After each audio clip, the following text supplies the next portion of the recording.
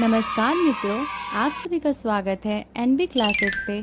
आशा करती हूँ कि आप लोग अच्छे होंगे। अगर आप इस चैनल पे नए हैं तो चैनल को लाइक, कमेंट, शेयर, सब्सक्राइब करना मत भूलिएगा।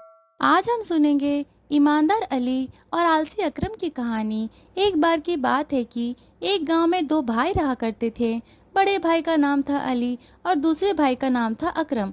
दोनों भाई अपने स्वभाव के कारण एक दूसरे के बिल्कुल विपरीत थे।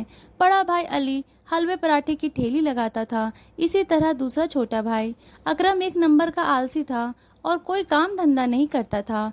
अकरम बस जल्द से जल्द अमीर बनने के सपने देखा करता था। एक बार की बात है कि छोटा भाई अकरम अपनी भाभी के लिए सूट लेकर आया। अकरम ने सूट भाभी को दिया, जो अकरम की भाभी को बहुत पसंद आया। सूट देखकर भाभी ने कहा, अरे अकरम, तू तो कुछ कमाता भी नहीं है, फिर तेरे पास इतने पैसे कहाँ से आए? अकरम बोला, भाभी जान, आप यह सब मत पूछा करो, मैं तो सिर्फ जुगाड़ करता हूँ और इन जुगाड़ से मैं बहुत ही जल्द अमीर बन जाऊंगा।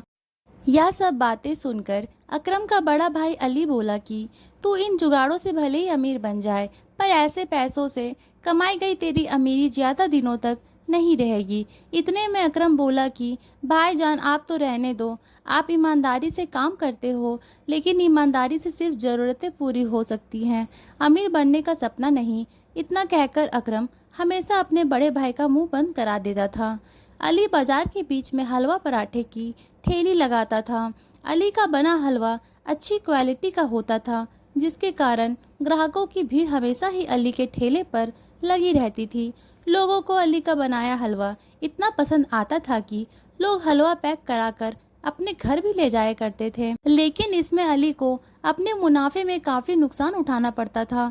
एक बार जब अली ने अपने पूरे महीने का हिसाब अपनी पत्नी फातिमा को दिया तो अली की पत्नी फातिमा ने कहा कि इस बार का मुनाफे का हिसाब पिछले महीने के हिसाब से कम है।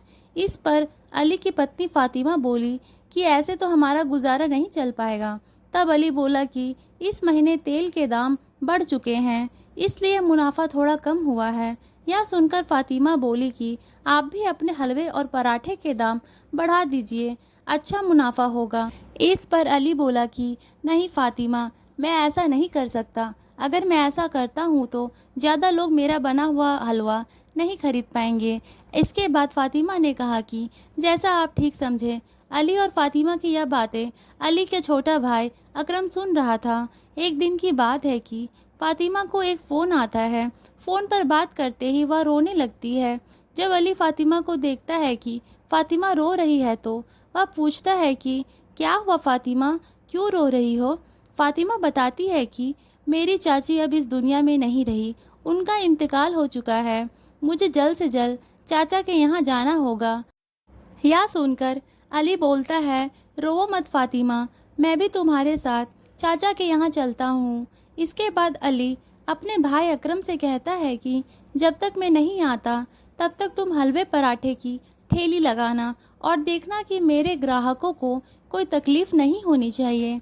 याद रखना कि मैं हलवा बनाने के लिए दुकान से महंगा और अच्छी गुणवत्ता का सामान खरीदता हूँ, तुम सस्ते के चक्कर में मत पड़ना। इतना कहकर अली चला जाता है। इसके बाद अकरम हलवे पराठे की ठेली लगाना शुरू कर देता है। ग्राहक आकर आराम से हलवा पराठा खा रहे होते हैं।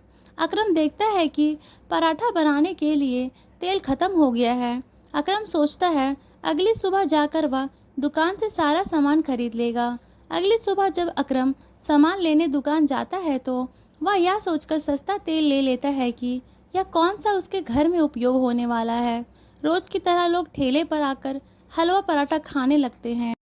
लेकिन कुछ देर बाद दो ग्राहक आते हैं। हमने तुम्हारे यहाँ से हलवा खाया था और हमारी तबीयत खराब हो गई। तुम्हारा बड़ा भाई अली कहाँ है? हम उससे बात करते हैं कि ये कैसा हलवा बनाया। यह सुनकर अकरम डर जाता है, क्योंकि वह कई दिनों से सस्ता और मिलावटी तेल में बना हलवा पराठा बेच रहा था। यह बात जब अली को पता चलती है तो वह अकरम को बहुत डांटता है और अकरम से कहता है कि वह लोगों से माफ़ी मांगे। अकरम को अपनी गलती का एहसास हो जाता है और लोगों से माफ़ी मांगते हुए कहता है कि वह आगे से ऐसा नहीं करेगा। उसे अपने किए पर बहुत पछतावा है। इस कहानी से हमें यह सीख मिलती है कि हमें अपने मतलब के लिए दूसरों को तकलीफ नहीं देनी चाहिए। ईमानदारी और मेहनत से कमाया पैसा जीवन में सुख समृद्धि लाता है। तो मित्रों, आज की कहानी यही समाप्त होती है। तो मित्रों, आपके मन में अगर कोई प्रश्न हो इस वीडियो को लेकर तो नीचे दिए गए कमेंट बॉक्स में आप बता सकते हैं। ऐसी और भी रोमांचक कहानियाँ सुनने के लिए सब्सक्राइब करें और बेल आइकन दबाना ना भूलें। तब तक अच्छे रहें, स्वस्थ रहें। धन्यवाद।